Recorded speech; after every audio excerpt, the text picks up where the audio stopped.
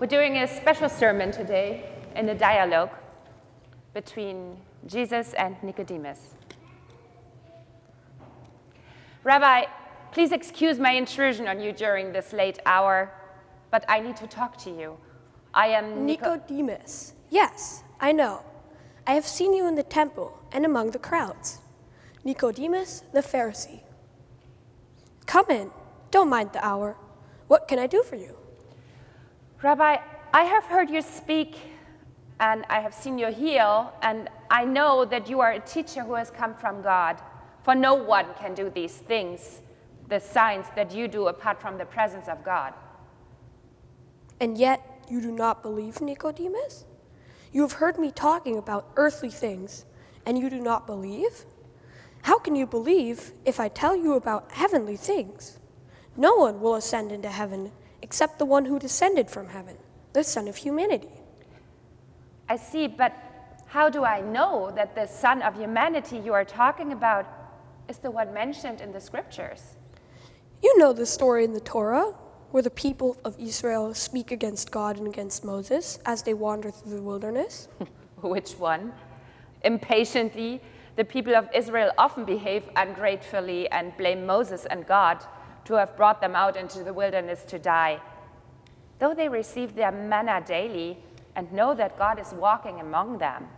There's this passage with the snakes. You mean when the poisonous snakes bite them and then they turn back to God? I wouldn't quite say turn back, but yes, they cried to God for help, probably more out of self-preservation. And yes, they confess their sins. God hears them and instructs Moses to create a serpent of bronze and to put it on a pole. And anyone who gets bitten can look at the serpent of bronze and will survive the bite. I've always found this to be a weird story. The thing that kills them becomes the symbol that saves them. But that's exactly it. And they will always see the bronze serpent as both. Firstly, as a reminder that the reason for their suffering is to be found in their own bitterness and inclination to self-destruction.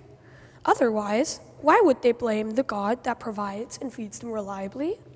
And secondly, they recognize the bronze serpent as a symbol of their healing, a symbol that reminds them of God's act of loving and saving grace. Yes, Rabbi. I do understand that. What I do not quite see is the connection of all this to the Son of Humanity that you are talking about. Just as Moses lifts up the serpent, so must the Son of Humanity be lifted up, so that everyone who believes in him will have eternal life. Lifted up. But the Son of Humanity you are talking about is the Messiah, right? He is supposed to stay with us here and not be lifted up somewhere, somehow, remotely. He's supposed to save, to heal, to change, here and now. Well, yes, but trust me, Nicodemus, there are ways to lift up someone, and even God's Son of Humanity. That means a presence in the here and now, in impactful ways. And there will be saving and healing and change, and transformation. Our world will turn upside down, just not as you and the other Pharisees think. I cannot reveal everything right now, and you would not understand it all. But trust me, there will be a time when you look back and it all makes sense. That is not very satisfying, teacher. You must admit that. I know, but let me say this much. God loved the world in this way. He gave his only Son so that everyone who believes in him may not perish, but may have eternal life. I'm not sure I understand. What do you mean by God gave his only Son? Give it to whom? Well, to the world, out of sheer love. Maybe offered is actually a better word. That reminds me of another passage in the Torah. Yeah, does it? Yes, the offering of Isaac. Abraham also offered his only son to God as a burnt offering. And then in the very last second, God intervened and saved Isaac. But Abraham had shown true faithfulness, devotion, and trust to God, quite the opposite of the people of Israel in the passage we were talking about earlier. You are quite right, Nicodemus. And in the same sense as Abraham, God offers God's Son to humankind with faithfulness and love, and shows that God's devotion to humankind is true. God's love is never ending. God's interest in change in our world is unrelenting. And that is why God offers his only child for the sake of our deliverance. Rabbi, one thing you keep repeating unsettles me. It is not what the Torah teaches. We are instructed to follow God's law strictly. And whoever doesn't follow the law cannot find favor in God's eyes. But you keep repeating that the whole world is loved by God. But the whole world doesn't follow God's law.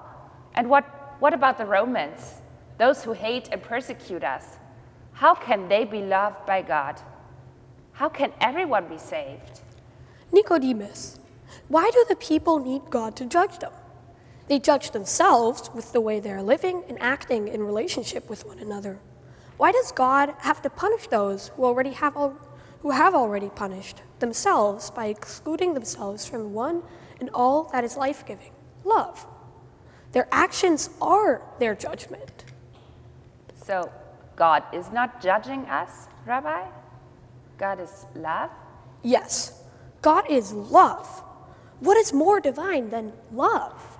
And you think that everyone who turns to look at the Son of humanity lifted up, whatever that may look like, will be saved? Yes, everyone. Remember the story of the snake-bitten Israelites? They were not pious or kind or patient or trusting, but they also received love and mercy. You know, I think we should leave the whole salvation business to God. Humans are not that good in salvation. I agree, Rabbi. But what are we supposed to do then? What is our task if not keeping the law and making sure that the law is kept? You will always keep the law if you love God and your neighbor as yourself. Always love. Do what is life-giving. So then, God is love. And love should be the foundation of everything we do. Is it as simple as that? Yes, Nicodemus. That simple and that complicated.